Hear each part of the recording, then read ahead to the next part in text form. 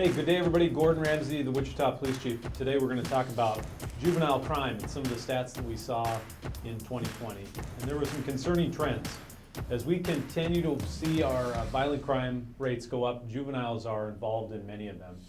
As a matter of fact, this year in 2021, 6 of our 9 homicides either involve juveniles as suspects or victims. That's a significant number. As we look at other statistics to discuss, our ag assaults went up 8% involving juveniles from last year, from 2019 to 2020. But when we compare 2020 to 2015, that number probably paints the best picture for the increase in ag assaults.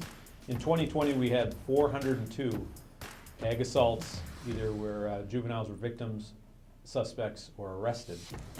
In 2015, there were 231.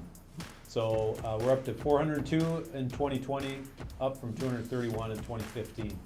Those are concerning numbers. We've also seen an increase in the number of youth juveniles involved in auto thefts, 84 in 2020 compared to 48 in 2015. One of the more concerning numbers on the chart that I have today is ag assaults by drive-by. That was up 52% in 2020 over 2019. There were 47 involving juveniles in 2020, 31 in 2019. I could go on and on with the numbers, but really the concerns that I have about juvenile crime really are underscored in the statistics and the information that I just provided. And I wanted to talk about some of the things that we're doing. Now, this is far from just a police problem. This is really a community problem that everybody should be coming together for.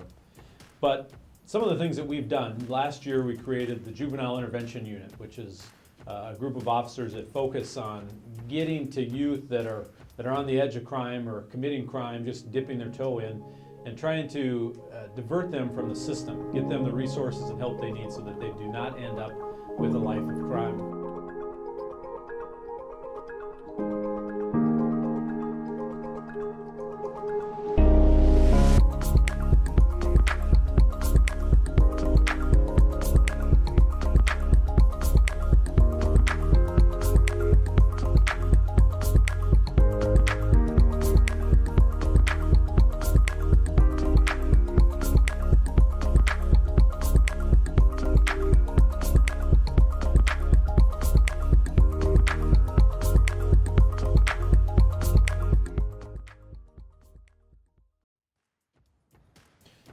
We've also been working with the school district on a restorative justice program. That is an outside-of-the-box way of keeping kids out of the criminal justice system using more non-traditional methods of getting kids to realize the impact of their decisions, their crime, and keeping them out of the criminal justice system. One other thing that we did a couple years ago when we started to see these increases in crime was we created a youth advocacy group that really all of our area youth organizations come together and talk about activities that they are having and working together to try and give our kids more to do.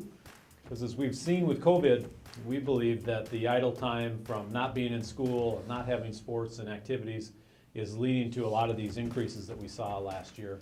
But I will say we have seen these increases really for the last 6+ years. What more can we do? Well, I think it's important that hopefully we can get the vaccines administered and we can get school back operating as it was. But we need parents and guardians and loved ones to take an interest in kids in our community. Become a mentor. There's a lot of great mentoring groups in the city that are always looking for people to partner with and to help spend time with our kids and keep them on the straight and narrow. This cannot just be a police or criminal justice system issue. Everybody must come to the table and help us address the concerning rise in crime associated with our youth. Thanks for tuning in today, and hope to see you soon.